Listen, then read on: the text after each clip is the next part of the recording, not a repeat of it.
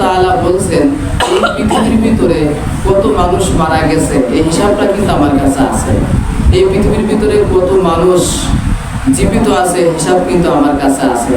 এই পৃথিবীর ভিতরে মায়ের গর্ভে কত সন্তান আছে, মরা কি জীবিত এই হিসাবে কিন্তু আমার কাছে আছে। নদীর ভিতরে এবং পানির ভিতরে যত মাছ আছে এই মাছের হিসাবও কিন্তু আমার আল্লাহ তাআলার কাছে আছে। কত পশু পাখি আছে পৃথিবীর ভিতরে সমস্ত হিসাব কিন্তু আল্লাহ তাআলার কাছে আছে। এবং পোকা মাকড় পিপিলিকা মাটির নিচে যেসব পোকা মাকড় থাকে এই হিসাবও কিন্তু আল্লাহ তাআলার কাছে আছে। অতএব সব কিছু আল্লাহ তাআলার কাছেই আছে। এই জন্য আমরা সবসময় আল্লাহ তাআলারই প্রশংসা করব এবং তারই কৃতজ্ঞতা করব। রাসূলুল্লাহ সাল্লাল্লাহু আলাইহি ওয়াসাল্লাম যখন মিরাজে গেলেন আল্লাহ তাআলা তার বিভিন্ন জিনিস সফর করায় দেখালেন। আল্লাহ তাআলা তাকে দেখালেন, তিনি জান্নাত দেখলেন, জাহান্নাম দেখলেন, আরশ আজিম দেখলেন, সব কিছু আল্লাহ তাআলা তাকে দেখালেন। এবং রাসূল পাক সাল্লাল্লাহু আলাইহি ওয়াসাল্লাম যত জিনিস দেখেছেন আর আল্লাহ তাআলা শুকরিয়া আদায় করছেন যে আমি জান্নাত দেখলাম, জাহান্নাম দেখলাম, তারপরে আরশ আজিম দেখলাম, আরো আল্লাহ তাআলার কত সৃষ্টি সব কিছু আল্লাহ তাআলা তাকে দেখালেন। এই মিরাজে যাওয়ার ওসিলা করে মিরাজে গিয়ে সব কিছু আল্লাহ তাআলা দেখালেন। কিন্তু রাসূল পাক সাল্লাল্লাহু আলাইহি ওয়াসাল্লাম বললেন যে নবী পাক সাল্লাল্লাহু আলাইহি ওয়াসাল্লাম তিনি বললেন যে আমি মিরাজে গিয়ে দেখলাম, ওনাকে দেখানো হলো যে আমি মিরাজে রাতে আমি এমন এক জাতির পাশ দিয়ে অতিক্রম করলাম। রাসূল পাক সাল্লাল্লাহু আলাইহি ওয়াসাল্লাম বললেন যে আমি মিরাজে গেলাম, আমি এমন এক জাতির পাশ দিয়ে আমি অতিক্রম করলাম, আমি এমন এক জাতির পাশ দিয়ে আমি গেলাম। যাওয়ার পরে আমি দেখি যে রাসূল পাক সাল্লাল্লাহু আলাইহি ওয়াসাল্লাম বলতেছেন যাদের রাসূল পাক সাল্লাল্লাহু আলাইহি ওয়াসাল্লাম বলছে আমি এমন একটা জাতির পাশ দিয়ে যাচ্ছি, আমাকে দেখানো হলো যে কিছু মানুষ তারা নিজেদেরকে রাসূল পাক সাল্লাল্লাহু আলাইহি ওয়াসাল্লাম বলছে যাদের নখ ছিল তামার তৈরি। মানে রাসূল পাক সাল্লাল্লাহু আলাইহি ওয়াসাল্লাম মিরাজে গিয়ে একটা জাতিকে দেখলেন, কিছু মানুষকে দেখলেন যে তাদের এই যে নখ, এই নখটা ছিল তামার তৈরি ছিল। এবং আর তারা নিজেদের মুখ ও বুক ছিঁড়ে ছিঁড়ে খাচ্ছিল। মানে তাদের এই যে চারা, আমরা চারা বলে নখ বলি, এই নখটা রাসূল সাল্লাল্লাহু আলাইহি ওয়াসাল্লাম বলছে তাদের কাছ দিয়ে আমি অতিক্রম করলাম, তাদের পাশ দিয়ে আমি যাচ্ছিলাম। তো এমন তো অবস্থায় আমি দেখতে পেলাম যে তাদের যে নখ এবং এই চারা মানে তামার তৈরি ছিল। তারা এই নখ দিয়ে, এই চারা দিয়ে তারা কি করছে, বুক ছিঁড়ে দিছে। তারা বুকগুলি চারা দিয়ে, নখ দিয়ে মানে বুকগুলি ছিঁড়ে ছিঁড়ে তারা খাচ্ছে। এবং তারা এই মুখ, তাদের মুখগুলি ছিঁড়ে দিছে। মুখে যে মাংস আছে এই মাংসগুলি তাদের এই নখ দিয়ে মানে ছিঁড়ে দিছে এবং তাদের বুকগুলো ছিঁড়ে দিছে। এই যে মুখের মাংস, বুকের মাংস এই নখ দিয়ে, এই চারা দিয়ে তারা মানে ছিঁড়ে দিছে এবং মানে আশ্রা দিছে। এটা দিয়ে তারা আশ্রা দিছে এবং ছিঁড়ে দিছে এবং ছিঁড়ে ছিঁড়ে তারা খাচ্ছে। তারপর রাসূল পাক সাল্লাল্লাহু আলাইহি ওয়াসাল্লাম বললেন যে তাদেরকে আমি বললাম হে জিবরাইল আলাইহিস সালাম। রাসূল সাল্লাল্লাহু আলাইহি ওয়াসাল্লাম জিবরাইলকে জিজ্ঞাসা করলেন যে জিবরাইল সাল্লাম এরা কারা যে তারা নিজের নখ দিয়ে, নিজের চারা দিয়ে তারা মুখের মাংসগুলি ছিঁড়ে ছিঁড়ে খাচ্ছে, বুকের মাংসগুলি তারা ছিঁড়ে ছিঁড়ে খাচ্ছে, এরা কারা, এই জাতি কারা, এরা কি অপরাধ করছে, কি অন্যায় করছে, কি পাপ করছে, এদের এই অবস্থা কেন? তারা নিজের গায়ের মাংস তারা নিজের ছিঁড়ে ছিঁড়ে নখ দিয়ে, চারা দিয়ে ছিঁড়ে ছিঁড়ে খাচ্ছে। এরা তাদের এই আফসোসটা কেন? তারা এটা কেন এটা করতেছে? তারা কি পাপ করছে, কি অন্যায় করছে? তখন জিবরাইল সাল্লাম বললেন যে ইয়া রাসূলুল্লাহ, এরা সেই সব মানুষ যারা সবসময় মানুষের গীবত করত। তারা সবসময় মানুষের গীবত করত। তারা এই কাজ, তারা এই গীবত করার কারণে তারা এই নিজের চারা দিয়ে, নিজের নখ দিয়ে তাদের মুখের মাংসগুলি ছিঁড়ে ছিঁড়ে খাচ্ছে, তাদের বুকের মাংসগুলি ছিঁড়ে ছিঁড়ে খাচ্ছে আর আফসোস করতেছে যে আমরা এই গীবতটা কেন করেছিলাম, এই গীবতটা কেন করছিলাম, এই পরনিন্দাটা কেন করছিলাম, এই পরচর্চাটা আমরা কেন করছিলাম। যেই সময় আমি গীবত করলাম ওই সময়টা, আমি গীবত করার সময় আমি 100টা কথা বলেছি, আমি ওই 100টা কথাটা আমি 100বার সুবহানাল্লাহ বলতাম, তাহলে তো আমার এই দশা হতো না, এই অবস্থা হতো না। হায় আফসোস। আমি গীবাত করেছি, পরনিন্দা করেছি, পরচর্চা করেছি, আমি আফসোস হয়, এই আফসোস করে তারা নিজের নখ দিয়ে চারা দিয়ে তাদের মুখের মাংস এবং বুকের মাংস ছিঁড়ে ছিঁড়ে তারা খাচ্ছে। এটা তাদের শাস্তি। এই জন্য যারা গীবাত করে, পরনিন্দা করে, পরচর্চা করে, তাদের শাস্তি এরকম হবে এবং সে নিজে আফসোস করবে আর তার নখ দিয়ে চারা দিয়ে এটা সে করতে থাকবে কিয়ামত পর্যন্ত। এই জন্য যারা এই গীবাত করবে, পরনিন্দা করবে, পরচর্চা করবে, তাদের শাস্তি কিন্তু এরকম হবে। আমরা যখন চা হোস্টেলে বসি, ঢাকা বিশ্ববিদ্যালয়ে নির্বাচন হয়েছে, চুরি করি, এই যে গীবাত। অথচ প্রধান নির্বাচন কমিশন উনি বলতেছেন যে ঢাকা বিশ্ববিদ্যালয়ে নির্বাচন হয়েছে, একটা ভোট কারচুপি হয় নাই, একটা ভোট এদিক ওদিক হয় নাই। যেখানে ঢাকা বিশ্ববিদ্যালয়ে যেখানে মানে শিক্ষিত, হাইলি এডুকেটেড শিক্ষিত যারা, তারা বলতেছে এখানে কোনো কারচুপি হয় নাই, এখানে কোনো চুরি হয় নাই, এখানে কোনো ডাকাতি হয় নাই, এখানে এত সুষ্ঠু ভোট আমরা 53 বছরে আমরা শুনতে পারি নাই বা দেখতে পারি নাই।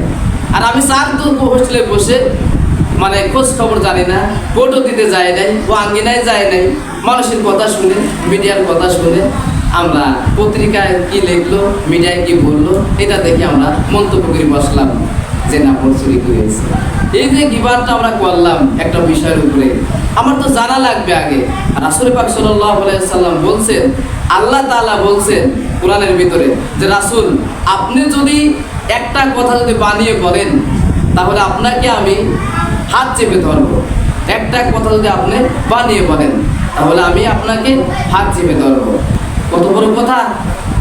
আর একবার আমি গীবাত করলাম, পরনিন্দা করলাম, পরচর্চা করলাম, আমি কোনো একটা হিসাব করলাম না, আমি একটু চিন্তা করলাম না যে আমি এই গীবাত করার কারণে আমাকে জাহান্নাম প্লেটফর্ম হয়ে যাবে, এই গীবাত করার কারণে আমাকে জাহান্নামে নিক্ষেপ করবে ফেরেশতারা, এই গীবাত করার কারণে আমাকে কত শাস্তি, আমি আফসোস করব কিয়ামতের মাঠে যে আমি চার হোস্টেলে বসে আজে বাজে গল্প না করে, মানুষের গীবাত না করে, পরচর্চা না করে, আমি যদি একটা মসজিদে বসে বা ফাঁকে বসে আমি চা খাতাম আর যদি সুবহানাল্লাহ বলতাম, আমি চা খাতাম আর যদি সুবহানাল্লাহ বলতাম, ইস্তেগফার পড়তাম, তাও তো আমাদের সময়টুকু এখন হিসাব দেওয়া লাগতো না। ওই সময়টুকুর কারণে আল্লাহ তাআলা আমাকে নাজাত দিতে পারতেন। এই জন্য আমরা কখনোই গীবাত করবো না। আমি দেখবেন যে আমরা যত কথাগুলি বলি, আমরা বলি যে অমুকে এত কথা বললো, উনি এই কথাটা ঠিক হয় নাই, ওনার এই কথাটা হয়তো 100 কথা বলছে, এই কথাটা তাকে ঠিক হয় নাই। বা একটা আলেম মানুষ একটা কথা ওয়াজ করতে গিয়ে বা ভালো মানে 1 ঘন্টা কথা বলতে গিয়ে 2টা কথা তার স্লিপ হয়ে গেছে। ওই 2টা কথা নিয়ে আমরা কত কথাবার্তা বলি, না উনি এই কথাটা বলা ঠিক হয় না। আরে মানুষ তো ভুল হতে পারে, মানুষের আমি কথা বলতেছি 100 কথা বলবো, এই আধা ঘন্টার ভিতরে পেরে 1000 কথা বলবো, 1000-এর ভিতরে 5টা আমার ভুল হয়ে যেতে পারে। আল্লাহ তাআলা বলছেন যে যখন মানুষ কোরআন হাদিস দিয়ে কথা বলে, সে সত্য কথা বলার চেষ্টা করে, কিন্তু তার কথা উদাহরণ দিতে গিয়ে, তার কথা বলতে গিয়ে, একটা মানুষের কথা বলতে গিয়ে, উদাহরণ দিতে গিয়ে, কারণ হাজারো কথার ভিতরে 2টা ভুল হতে পারে। আমরা মানুষকে ভুল ধরি কথা, কিন্তু আপনি নিজে একবার চিন্তা করলেন না, ও যে জায়গায় বসে কথা বললো, ওই জায়গায় যদি আমি কথা বলতাম, আমি তো আরো 100টা বলতে হবে। আমাকে নিজের দিকে আগে চিন্তা করা লাগবে।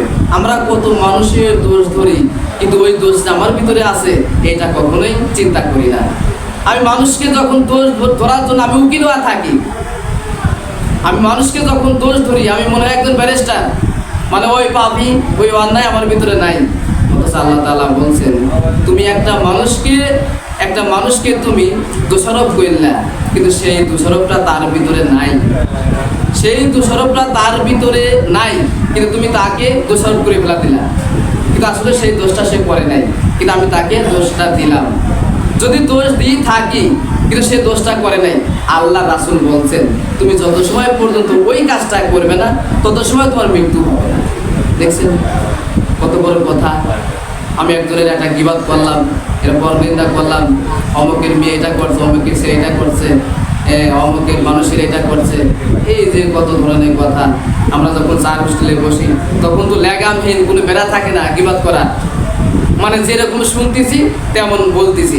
অত রাসূল পাক সাল্লাল্লাহু আলাইহি সাল্লাম বলছেন এই পৃথিবীর ভিতরে সবচাইতে নিকৃষ্ট মানুষ ওরা যারা মিথ্যা কথা বলে মানুষকে আনন্দ দেয়, যারা মিথ্যা কথা বলে মানুষকে আনন্দ দেয়।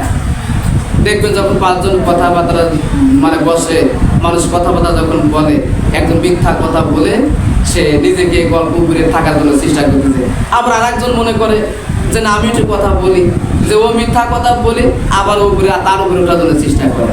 কেন তা করতে যাবো আমি ওটা করতে যাবো না। যেখানে পয়সা কথা হবে, যেখানে অন্যায় কথা হবে, ওখানে আমি থাকবো না, ওখান থেকে আমি চলে আসবো। এটা হচ্ছে মুমিনের কাজ। এই জন্য আমরা মানুষকে কখনো গীবাত করবো না, পরনিন্দা করবো না, পরচর্চা করবো না। রাসূল পাক সাল্লাল্লাহু আলাইহি সাল্লাম বলছেন যারা গীবাত করে তাদের তিনটি শাস্তি হবে কিয়ামতের মাঠে। যারা গীবাত নিয়ে তিনটি ভয়াবহ কথা রাসূল পাক সাল্লাল্লাহু আলাইহি সাল্লাম বলছেন। গীবাত একটি ভয়াবহ কবিরা গুনাহ। দেখছেন যারা গীবাত করে, রাসূল পাক সাল্লাল্লাহু আলাইহি সাল্লাম মিরাজে গিয়ে দেখলেন যারা গীবাত করে তারা আফসোস করতেছে আর নিজের চারা দিয়ে নখ দিয়ে তারা বুকের মাংস ছিঁড়ে ছিঁড়ে খাচ্ছে, বুকের মাংসগুলো ছিঁড়ে ছিঁড়ে খাচ্ছে। আর এখানে বলতেছেন যে গীবাতের যে তিনটি মানে ভয়াবহ কথা, তার মধ্যে এক নম্বরে বলা হয়েছে গীবাত একটি ভয়াবহ কবিরা গুনাহ। তাহলে যারা গীবাত করে তারা কবিরা গুনাহ করতেছে। এই কবিরা গুনাহ কিন্তু সহজে মাফ হয় না। এই কবিরা গুনাহ আপনি যত সময় পর্যন্ত আল্লাহ তাআলার কাছে মানে মাফ চাবেন না, এই কবিরা গুনাহ আপনি ওই গুনাহ থেকে যত সময় ফিরে আসবেন না আর আল্লাহ তাআলার কাছে যত সময় ক্ষমা চাবেন না, এটা কখনো মাফ হবে না। এই কবিরা গুনাহ মারাত্মক কবিরা গুনাহ। একটা কবিরা গুনাহ করলে, একটা কবিরা গুনাহ করলে 60 বছর দোজখ খাটতে হবে। তাহলে আমরা দিনে রাত্রে কত কবিরা গুনাহ করতেছি, কত কবিরা গুনাহ করতেছি। যে গীবাত নিয়ে তিনটা ভয়াবহ কথা, তার মধ্যে এক নম্বর হচ্ছে যারা গীবাত করে তারা কবিরা গুনাহর সাথে লিপ্ত। এই কবিরা গুনাহর সাথে যদি লিপ্ত থাকে তার কোনো ইবাদত, তার কোনো আমল আল্লাহ তাআলা কবুল করেন না।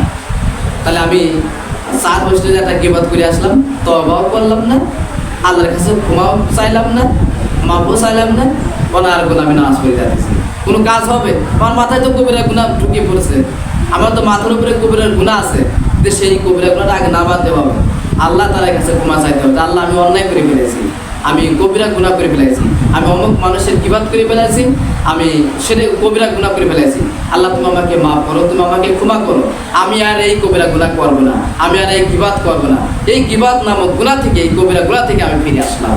তার মানে আপনি যখন কবিরা গুনাহ থেকে ফিরে আসবেন, কবিরা গুনাহ থেকে যখন ফিরে আসবেন ওই গুনাহটা আর করা যাবে না। তাহলে আল্লাহ তাআলা আপনার এই কবিরা গুনাহ ক্ষমা করে দিবেন, মাফ করে দিবেন এবং আল্লাহ তাআলার কাছে মাফ চাইতে হবে। তারপরে রাসূল পাক সাল্লাল্লাহু আলাইহি ওয়াসাল্লাম বলছেন যে গীবাত যারা করে, যারা গীবাত করে তারা আপন মরা ভাইয়ের গোশত খায়। মৃত্যু মানুষের গোশত খাওয়া চেয়েও নিকৃষ্ট পাপ। মানে আপন মরা ভাইয়ের, যারা গীবাত করে তারা আপন মরা ভাইয়ের গোশত খায় এবং আপন মরা ভাইয়ের গোশত খাওয়ার চাইতেও নিকৃষ্ট পাপ হচ্ছে গীবাত করা। কেউ কি আপন মরা ভাইয়ের গোশত খাইতে চায়? তো আপন মরা ভাইয়ের যদি গোশত না খাইতে চাও তাহলে তুমি গীবাত করতে পারবা না, গীবাত থেকে তোমাকে সরে আসতে হবে। আর যদি যারা গীবাত করে তারা আপন মরা ভাইয়ের গোশত খায় এবং তারা আপন মরা ভাইয়ের গোশত খাওয়ার চাইতেও সবচাইতে নিকৃষ্ট পাপ হচ্ছে গীবাত করা। তাহলে বুঝেন, আপনার মরা ভাই পড়ে আছে, আপনার ভাই মারা গেছে, আপনি সেই মরা ভাইয়ের গোশত খাচ্ছেন। আমি গীবাত করার কারণে আমি আপন মরা ভাইয়ের গোশত খাচ্ছি, গীবাত করা যাবে না। আপনি দোকানপাটে বিভিন্ন জায়গায় আপনার এই গীবাতের সরাসরি খালি গীবাত আর গীবাত, গীবাত করতে কত আনন্দ। কবিরা গুনাহ আছে, পাপের কাজ, অন্যায়ের কাজ, এত আনন্দ লাগবেই। শয়তান আপনাকে খোঁচা দিচ্ছে, শয়তান আপনাকে প্রমোশনা দিচ্ছে, শয়তান আপনাকে ধোঁকা দিচ্ছে। তুমি গীবাত করো অমুক ব্যক্তির, তুমি গীবাত করো অমুক দলে, তুমি গীবাত করো অমুক ব্যক্তির, তুমি গীবাত করো। আপনার মনের ভিতরে চান দেয় যে আমি যে গীবাতটা করতেছি আসলে সেই অন্যায়টা তার ভিতরে নাই, তারপরেও শয়তান ধোঁকা দিয়ে, শয়তান আপনাকে ধোঁকা দেয়, প্রমোশনা দেয়, ওয়াসওয়াসা দেয়, তুমি গীবাত করো, পরনিন্দা করো, পরচর্চা করো, আপনার ভিতরে উৎসাহিত সৃষ্টি করে। এই জন্য আমরা এই গীবাত থেকে আপনার সরে আসবো। আর গীবাত ভয়াবহ পাপ, ভয়াবহ গুনাহ। এই গীবত থেকে আমরা যাতে সরে আসতে পারি সেটা আমাদেরকে খেয়াল রাখতে হবে। আমরা কখনোই কাউকে গীবত করব না, পরনিন্দা করব না, পরচর্চা করব না। তারপরে রাসূল পাক সাল্লাল্লাহু আলাইহি ওয়াসাল্লাম আরো বলছেন, 3 নম্বরে বলছেন, যারা গীবত করে, জিনা, ব্যভিচারী, সুদখোরের চেয়েও নিকৃষ্ট পাপ হচ্ছে গীবত করা।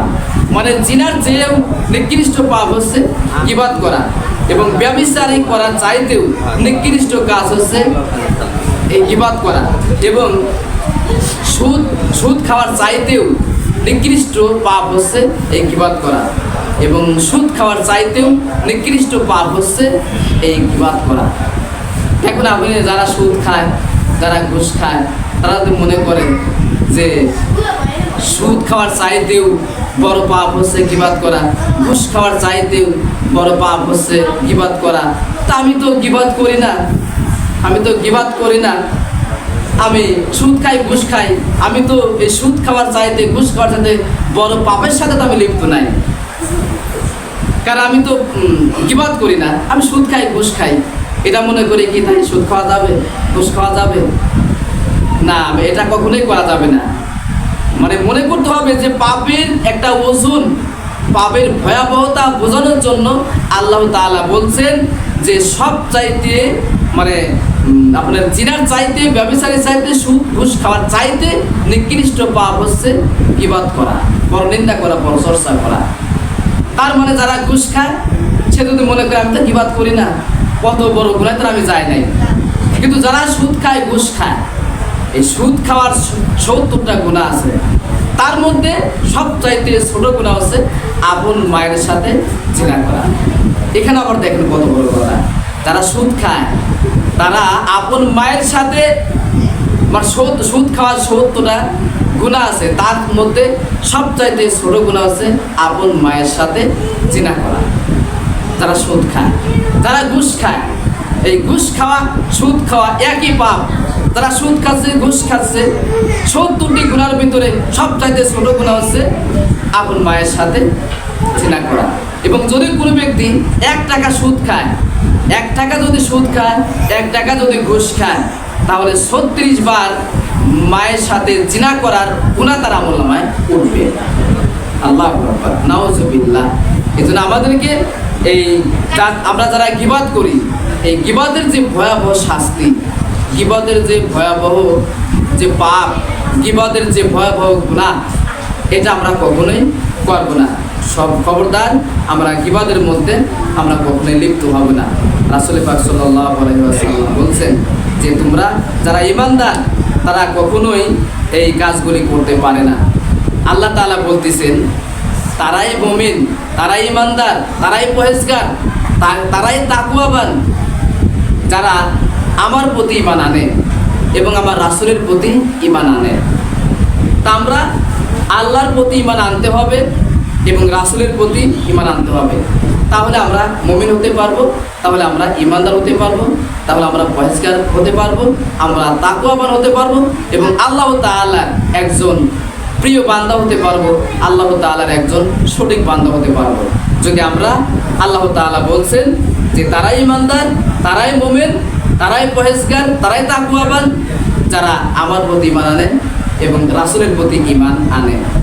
তারপরে আল্লাহ তাআলা বলছেন ঈমান আনা, আমার এবং রাসূলের প্রতি ঈমান আনার পরে তারা সন্দেহ পোষণ করে না। এখন আপনি ঈমান আনতেছেন, এক জায়গায় একটা আলেম একটা ওয়াকাম করে ফেলাইছে, এখন আর একজন ঈমানদারের কাছে প্রশ্ন করলো যে অমুক অমুক ব্যক্তি, অমুক আলেমে এই কাজটা করেছে, আলেমরা এটা করবে কেন, এই অন্যায়টা করলো কেন? এখানে আল্লাহ তাআলা এটাই বলতেছেন যে যারা ঈমান আনবে, যারা ঈমান আনে আমার প্রতি, তারাই ঈমানদার, যারা আমার প্রতি ঈমান আনে, রাসূলের প্রতি ঈমান আনে এবং কোনো সন্দেহ পোষণ করে না। আবু বকর সিদ্দিক রাদিয়াল্লাহু তাআলা আনহুর কাছে বলল, আবু বকর সিদ্দিক রাদিয়াল্লাহু তাআলা যখন ঈমান আনলেন, উনি যখন ইসলাম গ্রহণ করলেন, ওমর রাদিয়াল্লাহু তাআলা যখন ইসলাম গ্রহণ করলেন, তখন তিনি কোনো প্রশ্ন করলেন না, কোনো সন্দেহ করলেন না, ইসলামের প্রতি কোনো প্রশ্ন করলেন না, ইসলাম জানার ব্যাপারেও কোনো প্রশ্ন করলেন না, ইসলাম মেনে নেওয়ার ক্ষেত্রেও কোনো প্রশ্ন করলেন না এবং কোনো সন্দেহ করলেন না। সাহাবারা এইভাবে ঈমান আনলেন।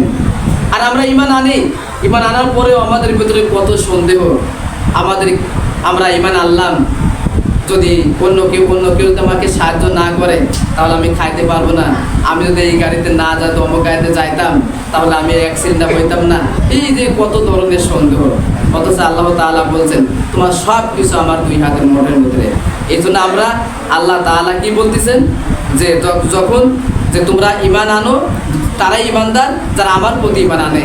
তা আল্লাহর প্রতি যখন ঈমান আনবেন তখন আপনাকে স্বীকার করে নিতে হবে আল্লাহ তাআলার যত হুকুম আছে সমস্ত হুকুমকে পালন করতে হবে। সমস্ত হুকুম পালন করার নাম হচ্ছে, সমস্ত হুকুম মেনে নেওয়ার নাম হচ্ছে আল্লাহর প্রতি ঈমান আনা। তাহলে আপনি কিছু মানলেন আর কিছু মানলেন না, আল্লাহর হুকুম আল্লাহর প্রতি ঈমান আনলেন, অথচ আল্লাহর হুকুম আপনি মানলেন না, আপনি আল্লাহর হুকুম মানলেন না। আল্লাহ তাআলা এই কোরআনের ভিতরে বললেন, আল্লাহ তাআলা কোরআনের ভিতরে বলে দিলেন যে তোমরা রাষ্ট্রীয় পরিচালনা করো। যখন রাসূল পাক সাল্লাল্লাহু আলাইহি সাল্লাম এই রাষ্ট্রীয় পরিচালনা করতেন মসজিদে বসে, রাসূল পাক সাল্লাল্লাহু আলাইহি সাল্লাম এই রাষ্ট্রের যে কোনো বিচার ফায়সালা মসজিদে বসে করতেন। রাসূল পাক সাল্লাল্লাহু আলাইহি সাল্লাম সমাজের যে কোনো ফায়সালা সমাধান করতেন মসজিদে বসে। আর যদি এখানে বলতেছেন আল্লাহ তাআলা, রাসূল পাক সাল্লাল্লাহু আলাইহি সাল্লাম বলতেছেন যে যারা ঈমান আনবে, আল্লাহ তাআলা বলতেন যারা ঈমান আনবে আমার প্রতি, যারা ঈমান আনবে রাসূলের প্রতি, যারা ঈমান আনবে আমার প্রতি, তার আমার সমস্ত হুকুমকে মেনে নিতে হবে। আল্লাহ তাআলার হুকুমটা কি? আল্লাহর হুকুম হচ্ছে 5 ওয়াক্ত নামাজ পড়া, আল্লাহর হুকুম হচ্ছে রোজার মাস আসলে রোজা রাখা, আল্লাহর হুকুম হচ্ছে যাদের যাকাত দেওয়ার সামর্থ্য আছে তারা যাকাত দিবে, আল্লাহর হুকুম হচ্ছে যাদের সামর্থ্য আছে তারা হজ করবে, আল্লাহর হুকুম হচ্ছে গরিবদেরকে দারিদ্র দেখলে তাদেরকে সাহায্য করা, সহযোগিতা করা, তাদেরকে দান সদকা করা। এটা হচ্ছে আল্লাহ তাআলার হুকুম। আল্লাহর হুকুম হচ্ছে কোরআন দিয়ে বিচার ফায়সালা করা, আল্লাহর হুকুম হচ্ছে কোরআন দিয়ে রাষ্ট্র পরিচালনা করা, আল্লাহর হুকুম হচ্ছে মসজিদে বসে বিচার ফায়সালা করা। এটা কিন্তু রাসূল পাক সাল্লাল্লাহু আলাইহি সাল্লাম যখন উনি রাষ্ট্রীয় ক্ষমতায় ছিলেন, উনি সমস্ত বিচার ফায়সালা, সমস্ত এই বিচার ফায়সালা এবং সমস্ত রাষ্ট্রীয় যত কাজ আছে সব কিন্তু মসজিদে বসে করতেন ইসলামিক কোরআন আইন দিয়ে। এই জন্য আমাদেরকে রাসূল পাক সাল্লাল্লাহু আলাইহি সাল্লাম কি বললেন, আল্লাহ তাআলা কি বললেন, যারা ঈমান আনে আমার প্রতি আর রাসূলের প্রতি কোনো সন্দেহ করে না। এই যে আমরা ঈমান আনছি কোনো সন্দেহ করি যে আল্লাহ তাআলার সমস্ত হুকুম আমাদেরকে মেনে নিতে হবে। আল্লাহ তাআলার যত হুকুম আছে এই সমস্ত হুকুম মানার ভিতরে আমাদের কোনো সন্দেহ থাকে, যদি সমস্ত হুকুম মানার ভিতরে আমাদের কোনো সন্দেহ থাকে তাহলে কিন্তু আমরা ঈমানদার হতে পারবো না, তাকওয়াবান হতে পারবো না। তারপরে রাসূল পাক আল্লাহ তাআলা কি বলছেন, তারা কোনো সন্দেহ করে না আর আল্লাহর পথে তারা জীবন দেয়, আল্লাহর পথে তারা জীবন দেয় এবং সম্পদ দ্বারা তারা জিহাদ করে। আল্লাহর পথে তারা জীবন দিয়ে এবং তাদের সম্পদ দিয়ে আমার রাস্তায় তারা জিহাদ করে। যারা ঈমানদার তাদের জীবন হচ্ছে আল্লাহর হাতে, সবারই জীবন কিন্তু আল্লাহ তাআলার হাতে। এখানে আল্লাহ তাআলা বলতেছেন যে যারা ঈমানদার দাবি করবে, যারা ঈমান আনবে আমার প্রতি, যারা ঈমান আনবে আমার রাসূলের প্রতি এবং ঈমানের ব্যাপারে কোনো সন্দেহ থাকবে না, ইসলামের মেনে নেওয়ার ব্যাপারে কোনো সন্দেহ থাকবে না, আল্লাহর হুকুম মেনে নেওয়ার ব্যাপারে কোনো সন্দেহ থাকবে না, এরা কি করবে, এই ঈমানদাররা কি করবে, তারা ইসলামের পথে তারা জিহাদ করবে, তাদের জীবন দিয়ে জিহাদ করবে, তারা তাদের সম্পদ দিয়ে, তাদের টাকা পয়সা দিয়ে, তাদের অর্থ দিয়ে তারা জিহাদ করবে। এখন আপনি আল্লাহ তাআলা বললেন যে তোমরা আমার রাস্তায় জিহাদ করো, তোমরা আমার রাস্তায় জিহাদ করো তোমার জীবন দিয়ে, আমার রাস্তায় তোমরা জিহাদ করো তোমার সম্পদ দিয়ে, তোমার টাকা দিয়ে, তোমার পয়সা দিয়ে। কারণ তোমরা যদি জীবন দিয়ে যদি জিহাদ করো, যুদ্ধ করো, তোমরা যদি সম্পদ দিয়েছি এই সম্পদ দিয়ে তোমরা যুদ্ধ করো, জিহাদ করো, এইটা তোমাদেরকে আমি আবার ফেরত দেবো। সুবহানাল্লাহ। অন্য একটা আয়াতে বলছেন যে আল্লাহ তাআলা বলছেন তোমরা যে আমার রাস্তায় যে টাকা পয়সা ব্যয় করো, আমার রাস্তায় যে টাকা পয়সা ব্যয় করো, আমার রাস্তায় তোমরা জিহাদ করো টাকা পয়সা দিয়ে, এটা তোমাদেরকে আমি আবার ফেরত দেবো। সুবহানাল্লাহ। তাহলে আল্লাহর রাস্তায় যে টাকা পয়সা দান করবেন, আল্লাহর রাস্তায় যে টাকা পয়সা দিয়ে জিহাদ করবেন, যুদ্ধ করবেন, এই টাকাটা আল্লাহ তাআলা, এই সম্পদটা আল্লাহ তাআলা আপনাকে আবার ফেরত দিবেন। এবং শুধু ফেরত দিবেন নাকি, এর সাথে আল্লাহ তাআলা আপনাকে জান্নাত দিবেন, এর সাথে আল্লাহ তাআলা আপনাকে পুরস্কৃত করবেন। সেই মন মানসিকতা আমাদেরকে তৈরি করতে হবে। সেই মন মানসিকতা আল্লাহ আমাদেরকে, আমি এমনি বলতেছি যে কুলিন্না সলাতি ওয়া নুসুকি ওয়া মাহইয়াই ওয়া মামাতি লিল্লাহি রাব্বিল আলামিন। ইয়া রাব্বুল আলামিন, আমার জীবন তোমার জন্য, আমার মৃত্যু তোমার জন্য, আমার কুরবানি তোমার জন্য, আমার হায়াত তোমার জন্য। কিন্তু যখন ইসলামের রাস্তার জন্য, ইসলামী আন্দোলন করার জন্য যখন টাকা পয়সা দেওয়ার কথা বলা হয়, তখন নাক ছিটকায়, আর তখন তার পকেটে থেকে তার টাকা বের হয় না, তার সম্পদের দিকে একটা লোভ এসে দেয়। অথচ আল্লাহ তাআলা বললেন, তুমি আপনি বলতেছেন নামাজের ভিতরে, কুলিন্না সলাতি ওয়া নুসুকি ওয়া মাহইয়াই ওয়া মামাতি লিল্লাহি রাব্বিল আলামিন, হে বিশ্ব প্রতিপালকের মালিক, তিনি সারা জাহানের মালিক, তিনি বিশ্ব প্রতিপালকের মালিক, আমার জীবন তোমার জন্য, আমার হায়াত তোমার জন্য, আমি যে বেঁচে আছি না তোমার জন্য, আমি যে মৃত্যুবরণ করবো এটাও তোমার জন্য, আমি যে কোরবানি করি, আমি যে সময় ব্যয় করি, আমি যে তোমার রাস্তায় সময় ব্যয় করি, আমি যে তোমার রাস্তায় সময় দেই, এই কোরবানি, এই স্যাক্রিফাইস, আমি যে দান সদকা করি, আমি যে টাকা পয়সা দেই, আমি যে তোমার রাস্তায় দান করি, সব কিছু তোমার জন্য করি। সুবহানাল্লাহ। তা আমরা আল্লাহ তাআলার কাছে বলতেছি কোরআনের আয়াতটি যে সব কিছু তোমার জন্যই করি। অথচ আমরা যখন ইসলামের পথে, ইসলামী আন্দোলন করার ক্ষেত্রে যখন দানের কথা বলা হয়, জীবন দেওয়ার কথা বলা হয়, সম্পদ দেওয়ার কথা বলা হয়, তখন আমরা রাজি হই না।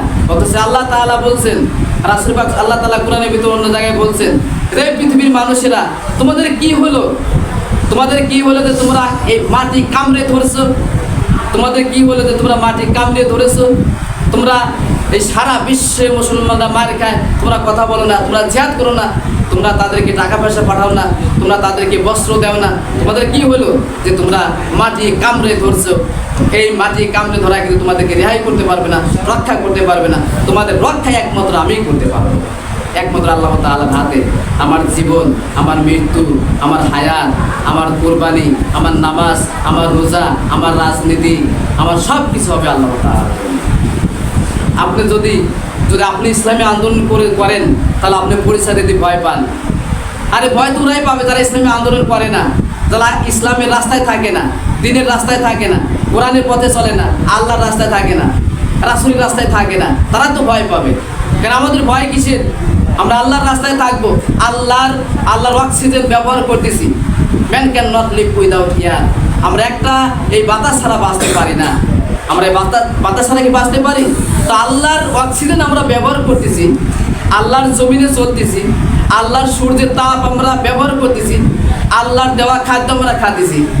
আর সেই আল্লাহকে আমরা সেই আল্লাহকে ভয় করে চলি না, আমরা মানুষকে ভয় করে চলি। ভয় করবো আপনি ইসলামী একজন আন্দোলন যদি কর্মী হওয়া থাকেন, আপনি যদি ইসলাম আন্দোলন করে থাকেন, আপনি বলবেন যে আমি ইসলামী আন্দোলন করি, আমি ইসলামী রাজনীতি করি। তারাই ভয় পাবে, ওরাই তো ভয় পাবে যে যারা ইসলামী আন্দোলন করে, যারা আল্লাহর রাস্তায় থাকে, ওদের কাছে যাওয়া যাবে না। কারণ ওরা আল্লাহ আইন মানে, ওরা আল্লাহর অক্সিজেন ব্যবহার করতেছে, কিন্তু আল্লাহর হুকুম মেনে ব্যবহার করতেছে। ওরা সূর্যের আলো ব্যবহার করতেছে, ওরা কিন্তু আল্লাহর হুকুম মেনে ব্যবহার করতেছে। ওরা আল্লাহর জমিনে চলতেছে, ওরা আল্লাহ তাআলার হুকুম মেনে আল্লাহর জমিনে চলতেছে। অতএব ওদের ভয় নাই, ভয় হচ্ছে ওদের যারা আল্লাহর হুকুম মানবে না, তাদেরকে ভয়। কারণ আল্লাহ তাআলা ওদেরকে ধরবে আর পাকড়াও করবে। যারা ইসলামের পথে থাকবে না, তাদের কিন্তু কঠিন শাস্তি হবে আল্লাহ তাআলার কাছে কিয়ামতের মাঠে। রাসূল পাক সাল্লাল্লাহু আলাইহি সাল্লাম বললেন, আমি মিরাজে গিয়ে দেখলাম যে এক শ্রেণীর মানুষের পায়ে রশি লাগাইয়া তাদেরকে জাহান্নামের উপরে ঝুলায় রাখা হয়েছে। তখন রাসূল পাক সাল্লাল্লাহু আলাইহি সাল্লাম যে বললেন যে জিবরাইল ভাই, এরা কারা? তখন রাসূল পাক সাল্লাল্লাহু আলাইহি সাল্লামের কাছে জিবরাইল বললেন, এদেরকে জাহান্নামের উপরে, আগুনের উপরে পায়ে রশি বাঁধে এদেরকে ঝুলে রাখা হয়েছে। এরা হচ্ছে ওই ব্যক্তি, তারা আল্লাহর আইন, এরা আল্লাহর আইন চাইতো না। কোরআনের আইন প্রতিষ্ঠা হোক, কোরআন দিয়ে রাষ্ট্র পরিচালনা করা হোক, কোরআন দিয়ে বিচার ফায়সালা করা হোক, এইটা তারা চাইতো না। তাদের এই অবস্থা করে রাখা হয়েছে, কিয়ামত পর্যন্ত তাদের রাখা হবে। এই জন্য কিয়ামতের পরে একটু চিন্তা করেন, মৃত্যুর কথা একটু চিন্তা করেন। আপনি এই যে বসে আছেন, হুট করে নিঃশ্বাসটা বন্ধ হয়ে যেতে পারে, নিঃশ্বাস চলতেছে, হঠাৎ করে বন্ধ হয়ে গেল, কে জাগাবে? আল্লাহ তাআলা কোরআনের ভিতরে অন্য আয়াতে বলছেন, আমি যখন তোমাকে মৃত্যু দেব, আমি তোমার পাশে থাকি। তোমার পাশে কত মানুষ থাকে, বা ছাড়া কিছুই করতে পারে না। আর আমি তোমাকে রক্ষা করতে পারি। তোমার মৃত্যু হবে, ওই সময় আমি তোমাকে আবার জান ঢোকাইয়া তোমাকে জীবিত করে দিতে পারি। এই ক্ষমতা তোর কারো নাই, কিন্তু এই ক্ষমতা আমার আছে। আর তোমরা আমাকে মানো না। আল্লাহ তাআলা কিয়ামতের মাঠে বলবেন যারা জাহান্নামে যাবে তাদেরকে ডেকে বলবেন যে বান্দা আমি তোমার একটা প্রশ্ন করি। আল্লাহ তাআলা বান্দাদেরকে বলবেন, আচ্ছা বান্দা তুমি শ্রেষ্ঠ নবী পাইলা, তুমি শ্রেষ্ঠ নবী পাইলা, সমস্ত নবী পাইলা, তুমি শ্রেষ্ঠ নবী পাইলা, তুমি জাহান্নামে আসলা কেন? আমি নবীর মানতাম না। তুমি শ্রেষ্ঠ একজন সৃষ্টিকর্তা পাইলা, আমি তোমার রব, তুমি আল্লাহ পাইলা, আমি রব হিসাবে তুমি আমাকে পায়া তুমি জাহান্নামে আসলে কেন? তুমি শ্রেষ্ঠ ধর্ম পাইলা, পৃথিবীর ভিতরে কত ধর্ম ছিল, কিন্তু শ্রেষ্ঠ ধর্ম পাওয়ার পর তুমি জাহান্নামে আসলে কেন? ওই ব্যক্তি বলবে, আল্লাহ এই শ্রেষ্ঠ ধর্মের কথা আমাদের কাছে আলেম ওলামারা এসে বলতো, কিন্তু আমরা সেটা মেনে নেই নাই, আমরা হাসি তামাশা করে উড়াই দিয়েছি, আলেম ওলামাদের কথা আমরা শুনি নাই।